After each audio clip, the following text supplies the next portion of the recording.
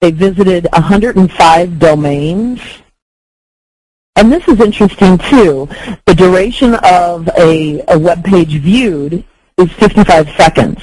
And one of the things that I note at the bottom is you have 7 seconds to capture someone's attention. Typically, that is the amount of time somebody will give you when they first get to your page.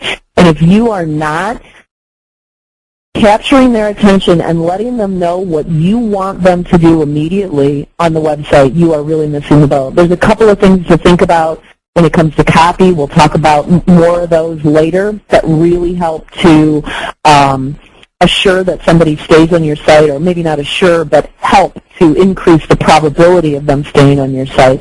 The other thing to think about is that there are so many websites out there, so much competition out there, that if I'm looking for something, and statistics are showing that people are going to the web more now to search for what they want, if I'm looking for something and I get to your site as a part of my Google or Yahoo search and it's confusing for me to figure out where I'm going, I am probably in less than 7 seconds going to move on to the next item on the list.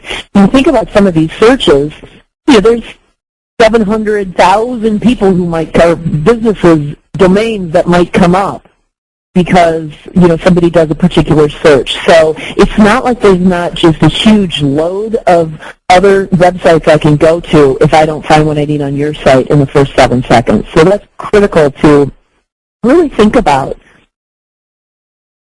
This, I think, is also huge, and I think it's going to continue to get bigger and bigger. Consumer buying habits, and this, the one that's in the yellow box here.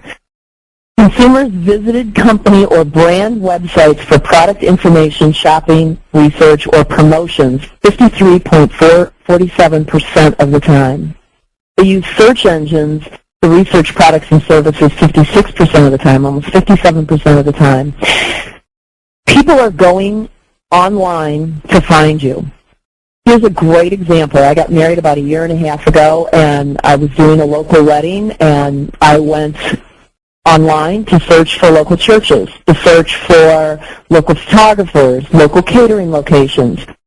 And if you didn't, if the vendor or potential vendor might, say, didn't have a website, then I didn't even consider them. They may have been listed in like the Yellow Pages listing, and I could see that they were listed there, but if they didn't have a website, I wasn't going to drive all over Kingdom Come to see what their facility looked like, or to go visit the church.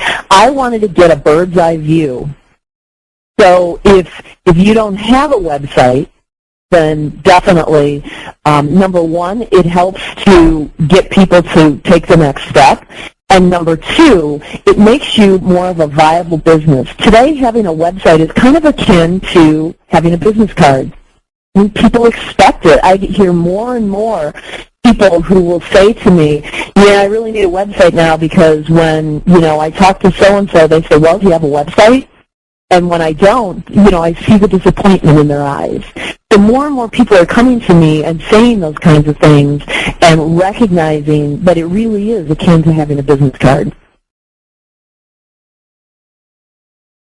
This is the statistic I just read. I just think it's huge. It really is. And it's only going to become more and more prevalent.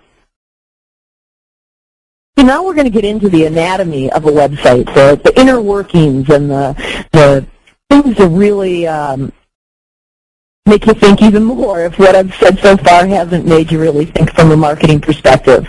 First thing I want to talk about is the Google Triangle. A lot of people have heard of this or understand it, but really they've done a lot of eye-tracking studies that show when somebody's doing a search on Google or Yahoo or whatever, and you can see along the right-hand side of the visual here that the more red in color, the more percent of the time the eyes stayed in that area when somebody was doing a search.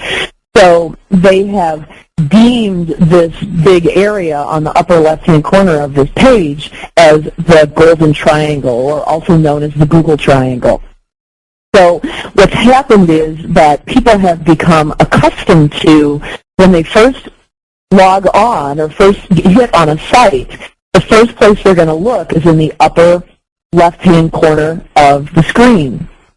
the next place that their eye is going to track to is typically going to be, if it doesn't stay in the upper upper left-hand corner of the screen, it's going to typically track to just a little bit, maybe the top third of the page over to the right, and then definitely back over to the left and toward the bottom quadrant of typically what is seen in the page view when somebody logs into your website.